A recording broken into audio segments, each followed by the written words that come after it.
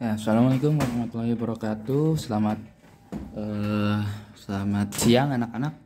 Apa kabarnya hari ini? Semoga kalian selalu dalam keadaan sehat ya, dan selalu dalam lindungan Allah Subhanahu wa Ta'ala. Oke, mari kita lanjutkan pelajaran tema 6 kita. Masih di subtema 2, namun pada hari ini kita akan masuk ke pembelajaran 2 ya. Nah, di sini ada ayo berpendapat. Nah, ayo berpendapat. Kita lihat dulu ya apa yang harus kita berikan pendapat. Nah, kita lihat. Asri memiliki beberapa sahabat di sekolahnya. Sahabat Asri berasal dari suku bangsa yang berbeda-beda. Ada yang berasal dari suku Sunda, suku Batak, suku Betawi, suku Jawa, suku Asmat, dan suku Dayak, dan sebagainya. Nah, mereka itu memiliki banyak sekali perbedaan, terutama ciri fisik. Keragaman fisik bisa dilihat dari perbedaan warna kulit, bentuk rambut, bentuk mata, dan sebagainya. Asri menyadari dengan adanya keragaman fisik tersebut bisa menimbulkan permasalahan, seperti adanya keinginan untuk memecah belah persahabatan yang sudah mereka jalin dengan baik. Untuk itu, Asri menghindari perilaku yang dapat memecah persahabatan. Nah, dari teks di atas, bagaimana sebaiknya cara Asri untuk menghindari perpecahan? Tuliskan pendapatmu pada buku tugasmu. Bacakan di depan teman-teman. Nah, jadi cara untuk menghindari perpecahan dari teks di sini adalah gimana? Ini udah pernah Pak Ahmad jelaskan sebelumnya ya.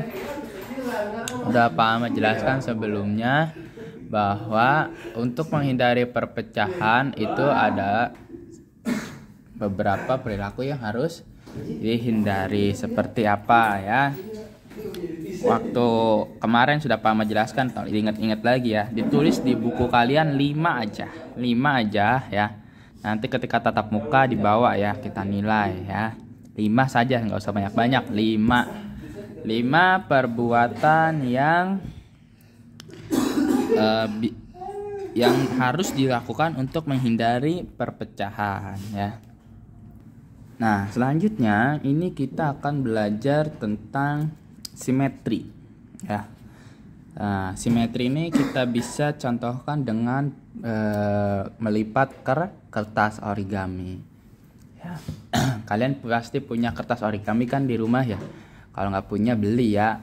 Itu buat persiapan kerajinan kalian ya. Murah kertas origami ya. Kertas origami itu murah ya.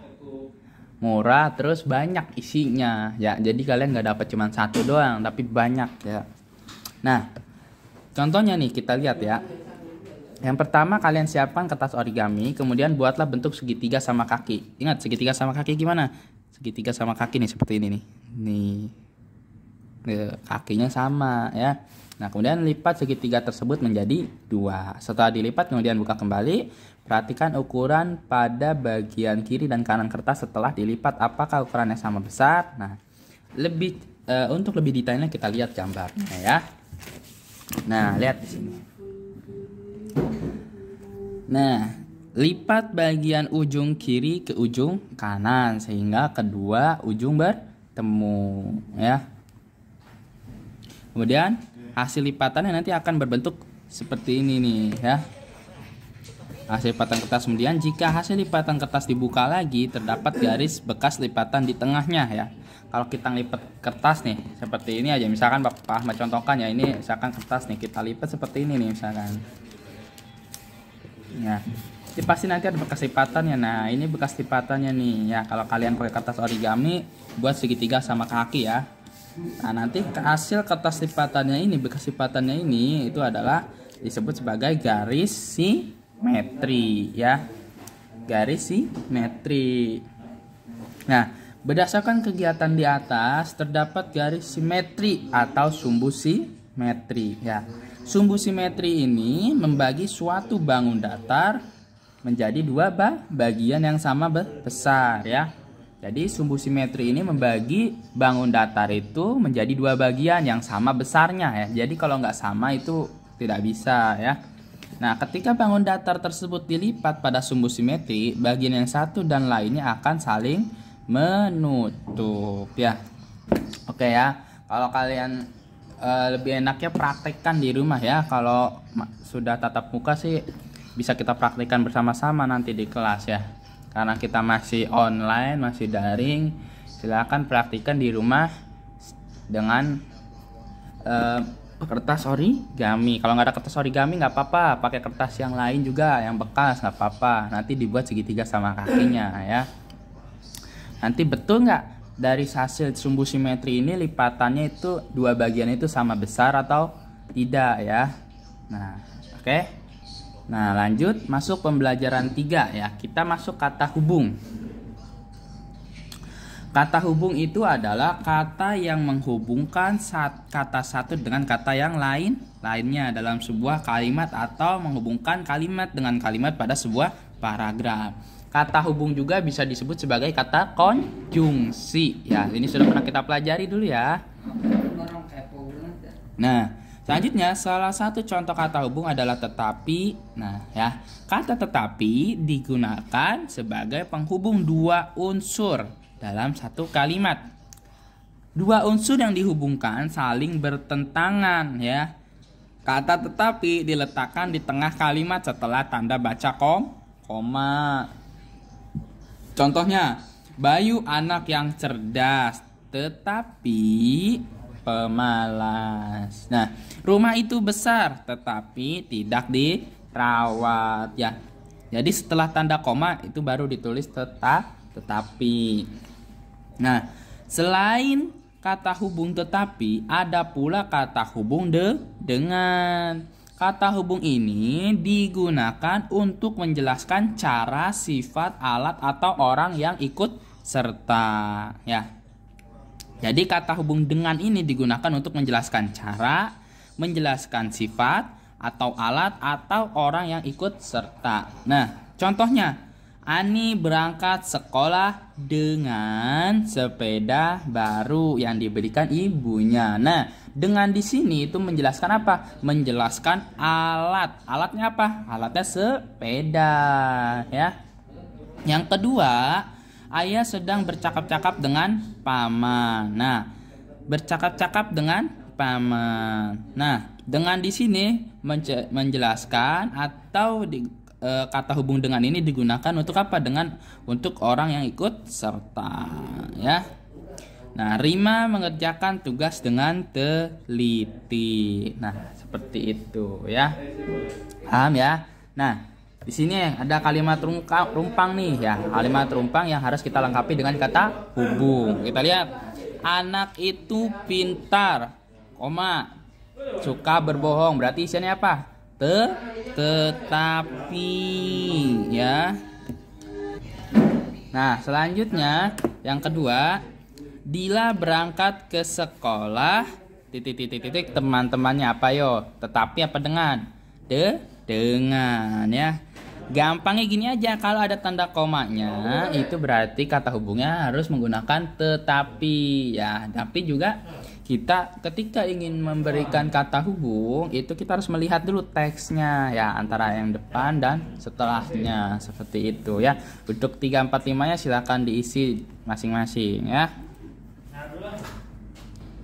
Nah, yang selanjutnya ini masih simetri, membuat simetri lipat pada bangun datar pada kertas origami. Seperti yang Pak Ahmad bilang tadi ya, kalian itu beli kertas origami pasti isinya banyak, jadi bisa digunakan berkali-kali ya. Nah, untuk sekarang kalian tadi kan kita praktek tentang membuat sumbu simetri dengan bangun datar segitiga, maka sekarang kalian membuat simetri dengan bangun datar persegi. Nah, ini cukup mudah nih bangun datar persegi. Kalau bangun datar persegi itu keempat sisinya itu sama panjang ya. Jadi kalau misalkan sisinya itu 5 cm 20 cm berarti atas bawah kiri kanannya panjangnya 20 cm ya. Nah, kita dilihat nih ini nih. Nah, saya contohkan seperti ini nih ya. Misalkan Nah, ini misalkan kertas ya. Nah, seperti ini tuh dilipat ya tuh ya. Nah, nanti hasil lipatannya seperti Pak Ahmad bilang, hasil lipatannya itu adalah sumbu simetri ya. Nah, kita lihat nih. Kalau sumbu simetri itu ya intinya ketika bangun datar itu dilipat, dipisahkan menjadi dua bagian ya. Dan bagian itu sama besar ya, maka itu bisa disebut sebagai sumbu simetri. Nah, kita lihat nih dari hasil lipatan pada persegi ya, pada bangun datar persegi. Nah, bangun datar persegi ini pas ya, ukurannya sama seperti kertas origami. Lipatan 1 dia seperti ini ya. Lipatan 2 dia seperti ini, di atas, lipatnya ke atas. Lipatan ketiga bentuk setengah atau bentuk seperti belah ketupat ya. Nah, ini juga sebaliknya. Nah, ya. Jadi, dari kegiatan di atas, persegi itu mempunyai berapa? Mempunyai 4 sumbu simetri. Banyaknya sumbu simetri disebut sebagai simetri lipat. Jadi, persegi di atas mempunyai 4 simetri lipat ya. Jadi kalau ditanya misalkan persegi mempunyai berapa simetri? Nah, pasti jawabannya mempunyai 4 simetri. Kenapa bisa disebut sebagai mempunyai 4 simetri? Karena dia bisa dilipat sebanyak 4 kali. Jadi sumbunya itu ada 4 kali ya. Kalau segitiga gimana? Nah, kalau segitiga itu hanya hanya berapa lipatannya? Hanya 1 kali ya. Kalau ini 4 kali ya sumbu simetrinya ya. Kalau ini segitiga sama kaki nih yang tadi nih ya. Nah, kalau lingkaran nanti berapa sumbu simetrinya? Persegi panjang berapa sumbu simetrinya? Seperti itu ya. Nah, nanti bisa dikerjakan dengan kertas origami yang dibentuk sebagai segitiga atau bentuk lingkaran seperti itu ya. Nah, ini contoh dari sumbu simetri persegi ya. Oke. Nah, untuk materi hari ini sekian dulu dari Pak Ahmad ya. Kalau ada yang nggak ngerti bisa langsung WA ya. Oke, selamat belajar. Assalamualaikum warahmatullahi wabarakatuh.